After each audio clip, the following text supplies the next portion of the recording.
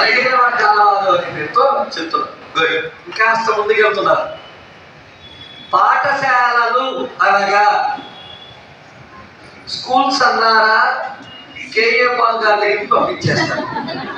పాఠశాల అంటే స్కూల్ అని, బడి అని నాకు తెలుసు.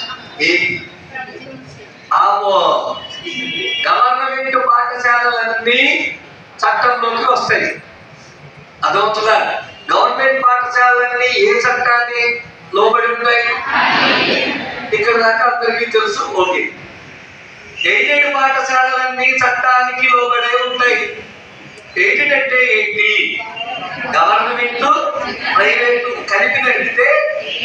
నాకు తెలియదు అసలు ఎయిడెడ్ ఇప్పుడు ఉందా? ఇప్పుడు లేదు. ఒక్క నిమిషం. శ్రీ శ్రీ శ్రీ శ్రీ మహారాజా నరేష్ వారు ఒకప్పుడు నాకు దానాలు చేసేవాళ్ళు ఉన్నారు, ఇప్పుడు లేదు. గవర్నమెంట్ ప్రైవేటు కలిపి నడిపితే ఏంటి? ఎయిడెడ్ పాఠశాల. ప్రైవేటు సంస్థలు వీటినే అన్ఎయిడెడ్ స్కూల్స్ అంటాం. ఏ స్కూల్స్? పూర్తిగా ప్రైవేటు వ్యక్తులు నడిపే సంస్థలు ఇవి. కాబట్టి ఇవి కూడా దేని చట్టం పరిధిలోకి వస్తాయి? అది కాబోయే ఉపాధ్యాయులైన మీకు నేను చెప్పేది ఒకటే, ఈ చట్టం మీకు తెలిస్తే రేపొద్దున కాస్త పిల్లల్ని మనం ప్రోత్సహించవచ్చు. ప్రైవేటు విద్యా సంస్థల్ని తొక్కిపెట్టినార తీయచ్చు. అందుకు దీని గురించి చెప్తున్నా. 3 చట్టం పరిధిలోకి వస్తాయి రావా? వస్తాయి. పాల్ బ్రిలియంట్ కోచింగ్ సెంటర్ గవర్నమెంటా, ఎయిడెడా, ప్రైవేటా?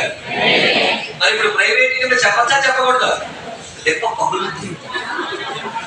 ఎక్కడ దాకా? 8th క్లాస్ చదువుతున్నారా? ఎన్నో తరగతి పాప నువ్వు?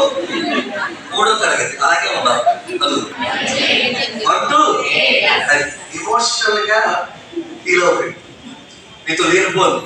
శ్రీ చైతన్య 9th క్లాస్ విద్యా సంస్థ చట్టం ప్రకారం ఈ మోహాల పండిపోవడం 9th క్లాస్ మనకెందుకు? చట్టం పరిధిలోకి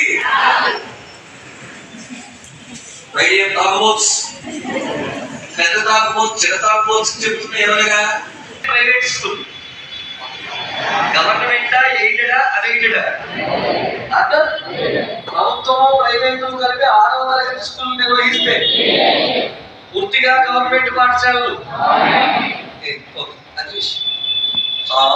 ఇంకేమన్నాయా? ప్రత్యేక కేటగిరీ పాఠశాలలు.